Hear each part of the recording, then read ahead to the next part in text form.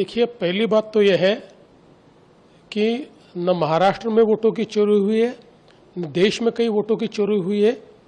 मुझे ऐसा लगता है कि राहुल जी के दिमाग की चिप चोरी चली गई है और उनकी हार्ड डिस्क करप्ट हो गई है। इसलिए लगातार वो झूठ बोल रहे हैं, गलत बयानबाजी कर रहे हैं और जनता का मैंडेट चोरी कर रहे हैं, लोकतंत्र को चोरी कर रहे हैं, लोकतंत्र ने दिया हुआ फैसला चोरी कर रहे हैं। और उनके फिगर भी बार बार बदलते हैं। पिछले समय का महाराष्ट्र में 75 लाख वोट बढ़े, अब का 1 करोड़ वोट बढ़े। महाराष्ट्र के वोटों के बारे में पूरे फैक्ट्स एंड फिगर्स के साथ हमने उनको जवाब दिया, उसके ऊपर वो जवाब नहीं दे पाए।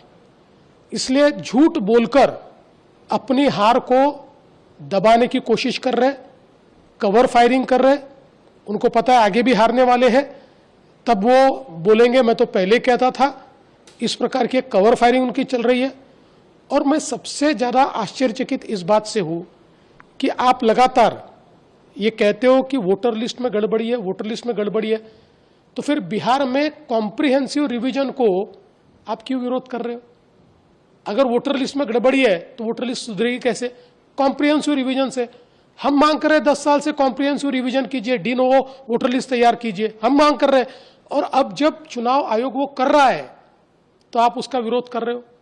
सच बात तो यह है कि उनको ये पता है कि उनकी पार्टी का वजूद खो गया है और अपना वजूद वापस पाने की जगह भारत की लोकतांत्रिक संस्थाओं को बदनाम करने का काम ये उनके माध्यम से हो रहा है।